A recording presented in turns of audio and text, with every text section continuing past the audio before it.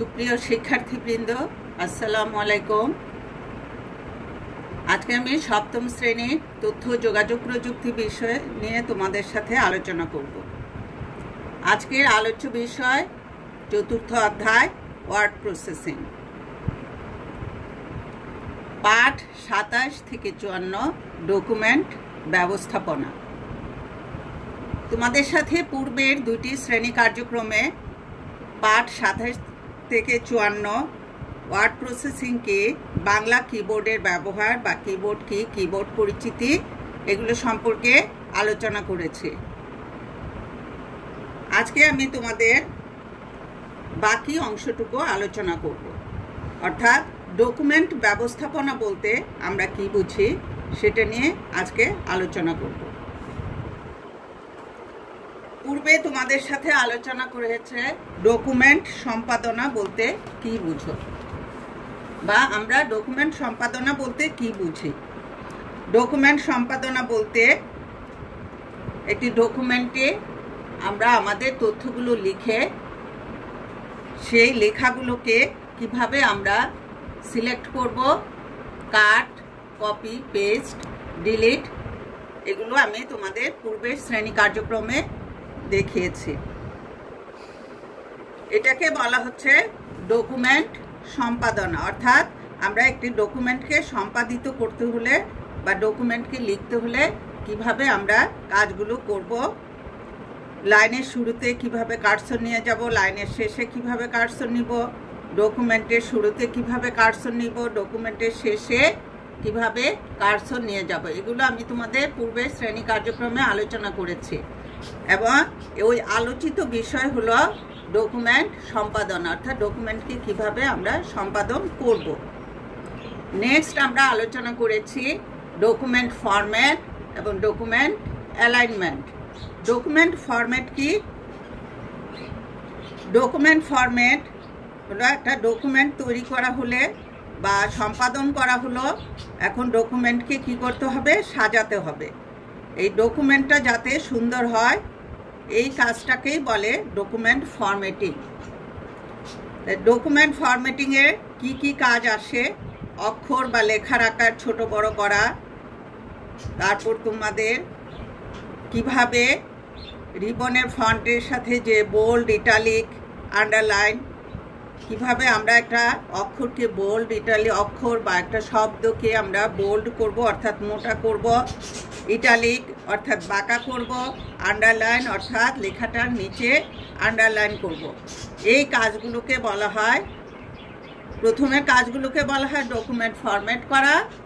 আর document alignment করা বলতে বোঝায় ডকুমেন্টে প্যারাগ্রাফ মার্জিনের কোন দিকে মিশে থাকবে তা অ্যালাইনমেন্টের দ্বারা নির্ধারণ করতে হবে। সাধারণত প্যারাগ্রাফের অ্যালাইনমেন্ট বাম দিকে থাকে। প্যারাগ্রাফের অ্যালাইনমেন্ট 4 ধরনের হতে পারে: বাম দিক থেকে, ডান দিক থেকে, মাঝ বরাবর, অথবা সব দিকে সমান। কোনো প্যারাগ্রাফের অ্যালাইনমেন্ট পরিবর্তন করতে হলে প্রথমে তা নির্বাচন করতে হয়, তারপর অ্যালাইনমেন্ট আইকনগুলো থেকে মাউসের সাহায্যে ক্লিক করে আমরা অ্যালাইনমেন্টকে সম্পাদিত করতে পারব।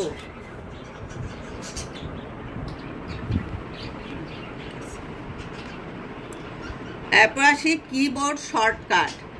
আমরা যে ডকুমেন্ট অ্যালাইনমেন্ট করব বা ডকুমেন্ট ফরম্যাটিং করব বা ডকুমেন্টকে যে কোনো কাজে আমরা একটা ডকুমেন্টে যখনই আমরা যে কোনো কাজ করব, সেই কাজগুলো আমি আগেই বলেছি যে আমরা কিবোর্ডের সাহায্য করতে পারি।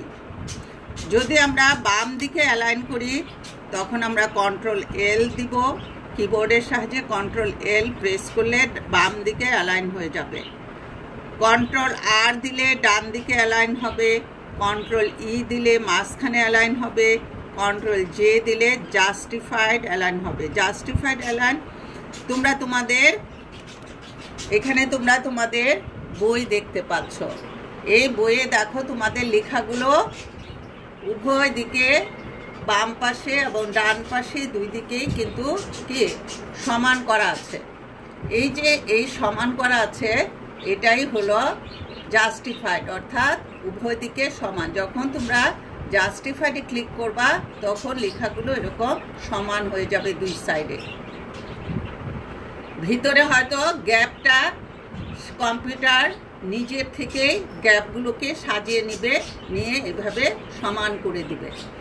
তোমরা দেখো এখানে তোমাদের বইয়ে যে পেজটি আছে, এই পেজটি কিভাবে সম্পাদিত হয়েছে।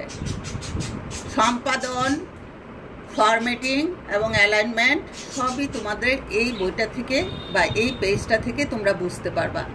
এখান থেকে যে কিবোর্ড শর্টকাট লেখা আছে, এই কিবোর্ড শর্টকাটটা দেখো অন্য কালার, ফন্ট, তারপরে তোমার কালার এগুলো করা হয়েছে। তারপরে একটু বোল্ড, দেখো এই লেখাগুলোর চেয়ে এই লেখাটা একটু বড় এবং একটু মোটা। তাহলে এটা কিভাবে হয়েছে, এটা বোল্ড করা হয়েছে এবং এটাকে কালার দেওয়া হয়েছে। তারপর এখানে দেখো একটা টেবল তৈরি করা হয়েছে। এই টেবল তৈরি করো আমি তোমাদের শিখিয়েছি। এখানে তোমরা টেবল তৈরি করে এই টেবলে তোমরা লিখতে পারবে। তারপরে দেখো এখানে প্যারাগ্রাফ করা হয়েছে। এখানে কয়টা প্যারা, এখানে একটা প্যারা, এখানে একটা প্যারা, এখানে একটা প্যারা, এখানে প্যারা, এখানে প্যারা, এখানে প্যারা। তাহলে এই প্যারাগুলো আমরা প্যারাগ্রাফের সাহায্যে করতে পারবো। তাহলে এই যে একটা পেজকে আমরা বলবো একটা ডকুমেন্ট। তাহলে এই ডকুমেন্টটাকে আমরা কিভাবে সাজিয়েছি, এখানে অনেকগুলো কাজ করা হয়েছে। দেখো এখানে একটা ছবি দেওয়া আছে, এখানে একটা আইকন দেওয়া আছে। তাহলে এটাও তোমরা কিন্তু এখানে আমরা সেট করতে পারবো। এখানে কি করতে হবে দেখো, মাউস ক্লিক করে কিবোর্ডের সাহায্যে Ctrl+P চেপে ধরতে হবে।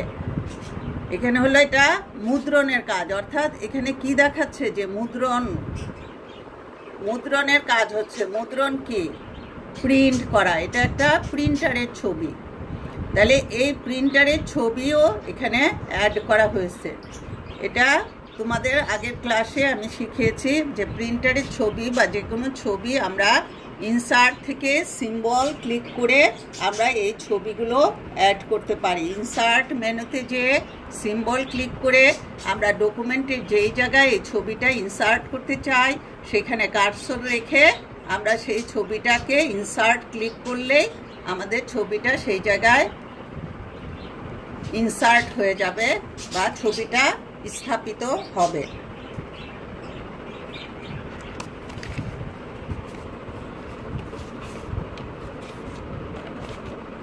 এখানে তোমরা তোমাদের বইয়ের 57 পৃষ্ঠায় তোমরা দেখতে পাচ্ছ ডকুমেন্ট সম্পাদনা। এখানে দেখো কাট, একটা কাঁচির ছবি, এখানে কপির ছবি, এখানে পেস্টের ছবি। এই ছবিগুলো কিন্তু কি করা হয়েছে, পোস্ট করা হয়েছে বা অ্যাড করা হয়েছে ওই ইনসার্ট মেনু থেকে।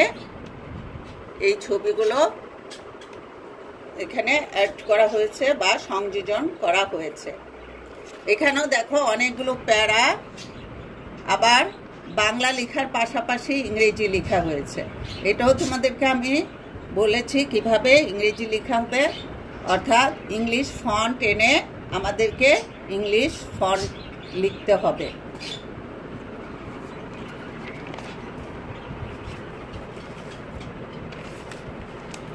তাহলে আমরা ডকুমেন্ট অ্যালাইনমেন্ট করার পর আমরা মুদ্রণের কাজ সম্পন্ন করব এবং পূর্বের স্লাইডে বা পূর্বের শ্রেণী কার্যক্রমে তোমাদের সাথে আমি কিভাবে প্রিন্ট করতে হবে বা কিভাবে একটা ডকুমেন্টকে মুদ্রণ করতে হবে সেটা সম্পর্কে তোমাদের ধারণা দিয়েছি।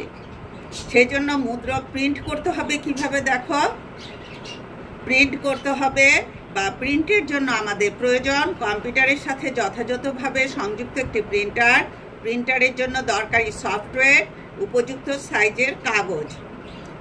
যখন আমরা প্রিন্ট করব তখন আমাদের নির্ধারণ করে নিতে হবে আমাদের পেজ সেটআপ, অর্থাৎ পেজটাকে আমরা কিভাবে সেটআপ করব।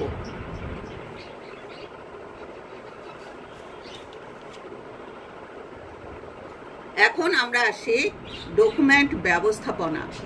আমাদের যে মূল পয়েন্ট বা আজকে আমাদের যে আলোচ্য বিষয় সেটা হলো ডকুমেন্ট ব্যবস্থাপনা।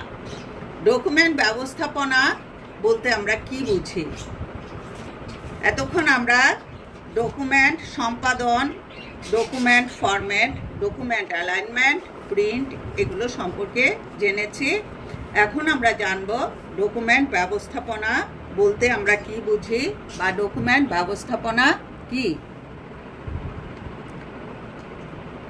ওয়ার্ড প্রসেসরে বাংলায় ডকুমেন্ট তৈরি করা অনেক সহজ, কিন্তু ডকুমেন্ট ব্যবস্থাপনাটা কি? ডকুমেন্টটিকে এমনভাবে সংরক্ষণের ব্যবস্থা করতে হবে যাতে এটি হারিয়ে না যায় এবং ভবিষ্যতে প্রয়োজনের সময় সহজে খুঁজে পাওয়া যায়। এই কাজটিকে সহজভাবে বলা হয় ডকুমেন্ট ব্যবস্থাপনা। তাহলে আমরা ডকুমেন্ট ব্যবস্থাপনা বলতে কি বুঝলাম? ওয়ার্ড প্রসেসরে বাংলায় ডকুমেন্ট তৈরি করা অনেক সহজ, কিন্তু ডকুমেন্ট আমরা তৈরি করলাম, কিন্তু ডকুমেন্টটাকে যদি আমি প্রপারলি আমরা সংরক্ষণ না করি তাহলে কি হবে? এটা হারিয়ে যাবে এবং প্রয়োজনের সময় আমরা এই ডকুমেন্টটাকে আর খুঁজে পাবো না। তাই আমাদের প্রথমে কাজ হলো একটা ডকুমেন্ট সঠিকভাবে তৈরি করার পর বা যেই পদক্ষেপগুলো আমি আলোচনা করলাম একটু আগে, সেই পদক্ষেপগুলো যখন আমার শেষ হয়ে যাবে বা আমাদের কার্যক্রম শেষ হয়ে যাবে তখন আমাদেরকে অবশ্যই ডকুমেন্টটাকে সংরক্ষণ করতে হবে। যদি আমি ডকুমেন্টটাকে আমরা সংরক্ষণ না করি তাহলে কি হবে? এটাকে আর আমরা খুঁজে পাবো না। তাই এই যে সংরক্ষণ করার পদ্ধতি, এই সংরক্ষণ করার পদ্ধতিকে বলা হচ্ছে ডকুমেন্ট ব্যবস্থাপনা। তাই সাধারণভাবে যে কোনো ডকুমেন্ট সংরক্ষণ করলে সেটি মাই ডকুমেন্ট ফোল্ডারে সংরক্ষিত হয়, কিন্তু সেখানে অনেক কাজের মাঝে তোমার করা ডকুমেন্টটি খুঁজে পাওয়া মুশকিল হয়ে যাবে। তাই প্রয়োজনের সময় ডকুমেন্টটি যাতে সহজে খুঁজে পাওয়া যায় এই জন্য আমাদেরকে কিছু কাজ বা কিছু পদক্ষেপ গ্রহণ করতে হবে। তাহলে ডকুমেন্টকে আমরা কিভাবে সংরক্ষণ করব সেই প্রক্রিয়া সম্পর্কে তোমাদের সাথে আমি এখন আলোচনা করব। প্রথমে কি করতে হবে? মাই ডকুমেন্ট ফোল্ডার খুলে তার মধ্যে একটি নতুন ফোল্ডার খুলতে হবে। প্রথমে তোমরা মাই ডকুমেন্টে ক্লিক করবা। মাই ডকুমেন্ট ক্লিক করার পর সেখানে একটা ফোল্ডার দেখতে পাবা, সেটাই হবে তোমাদের একটি নতুন ফোল্ডার। প্রাথমিকভাবে ফোল্ডারটির নাম নিউ ফোল্ডার লেখা থাকবে। এটিকে নিজের মতো করে নামকরণ করতে হবে। নিজের নাম অথবা তারিখ অনুযায়ী ফোল্ডারের নামকরণ করতে পারো। তোমার নিজের নাম অথবা জন্ম তারিখ অথবা একটা তারিখ দিয়ে বা যে কোনো পদ্ধতিতে তোমার যেটা ভালো লাগে সেই কথাটা লিখে তুমি ফোল্ডারটি ওপেন করবা বা ফোল্ডারটিকে নামকরণ করবা। তোমার তৈরি করা ডকুমেন্টটি সংরক্ষণের জন্য কম্পিউটারকে নির্দেশ দিলে যে ডায়লগ বক্স আসবে সেখানে তোমার ফোল্ডারটির মাউসের ডাবল ক্লিক করার মাধ্যমে খুলে তারপর সংরক্ষণ করবে। ডকুমেন্ট সংরক্ষণের সময় কাজের ধরন অনুযায়ী ডকুমেন্টের নামকরণ করাই সবচেয়ে শ্রেয়। এতে ডকুমেন্টটি সহজেই খুঁজে বের করতে পারবে। যদি তুমি ওয়ার্ড প্রসেসিং প্রোগ্রামের কাজ করতে চাও তাহলে তুমি তোমার ফোল্ডারের নাম দিবে বা তোমার ডকুমেন্টের সংরক্ষণের সময় ওখানে তুমি নাম দিবে যে ওয়ার্ড প্রসেসিং প্রোগ্রাম। তাহলে তুমি কি করতে পারবা? ওয়ার্ড প্রসেসিং যখনই লিখবা তখন তোমার ওয়ার্ড প্রসেসিং প্রোগ্রামটি চালু হয়ে যাবে এবং তুমি অনেক সহজেই বা অতি সহজেই তোমার ডকুমেন্টটিকে খুঁজে পাবে। তাহলে আজকে আমি যে তোমাদের সাথে ডকুমেন্ট ব্যবস্থাপনা সম্পর্কে আলোচনা করলাম নিশ্চয়ই সবাই বুঝতে পেরেছ এবং বাসায় তোমরা কম্পিউটারে প্র্যাকটিস করবা বা অনুশীলন করবা। আজকে আমার শ্রেণী কার্যক্রম এখানে সমাপ্তি ঘোষণা করছি। সবাইকে ধন্যবাদ। আল্লাহ হাফেজ।